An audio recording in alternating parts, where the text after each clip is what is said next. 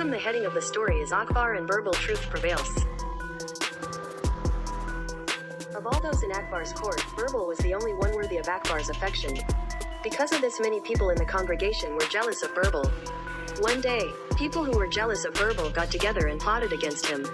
They wanted to give him a bad name somehow. For everyone to have an idea, Dawood said he had a brilliant plan to humiliate Birbal.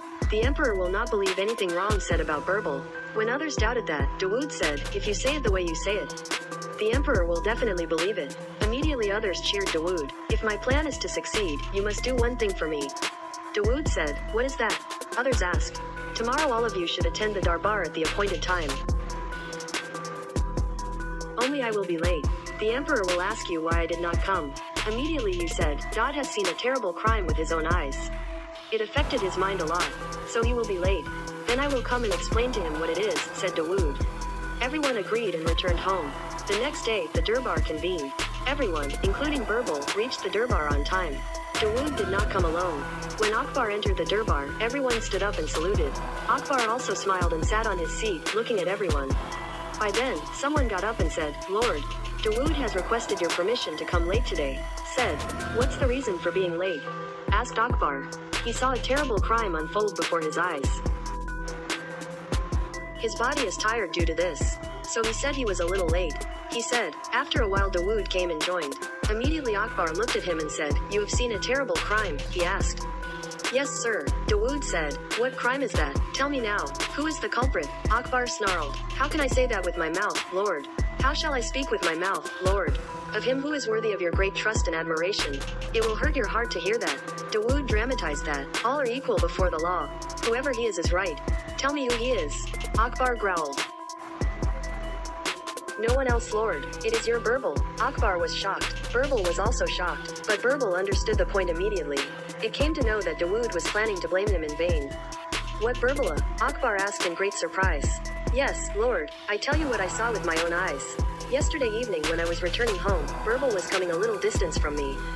Suddenly he bent down and picked up a gold necklace lying on the ground. Then after looking around to see if anyone noticed him, he put the garland in his bag and left. After some time, a young man who came there with great anxiety said, my golden garland has fallen somewhere here on the way. Did you see that? He was asking everyone. I wanted to tell him the truth. By that time, he had gone from there. Dawood beautifully told the story he had imagined. Akbar angrily said, Birbal, is what he is saying about you true? He shouted, no Lord, it's true that I got there in the evening. But nothing like what he mentioned happened at that time, said Birbal. Lord, then what lie I tell? Birbal hides. I am telling the truth. Dawood said, how can I believe what you say when there are no other witnesses to prove that Birbal took it? Akbar asked Dawood, let's do a test for that.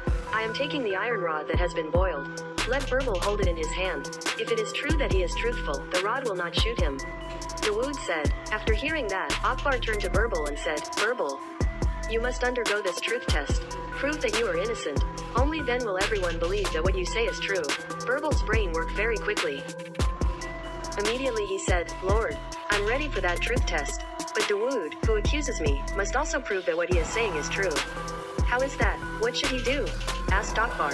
Dawood must first hold the iron rod in his hands. Then give it to me, said Birbal. On hearing that, Dawood shouted like a beaten dog. Oh, I can't do that, he screamed. Why not? To prove what you say, you two have to undergo that test, said Birbal. Immediately Dawood said to Akbar, Lord, please forgive me. It was not Birbal who took the chain. I have said wrong, he lamented falling on his feet. Akbar ordered the guards, get this scoundrel Dawood, who has falsely accused Birbal, in jail. He then turned to Birbal and said, forgive me, Birbal.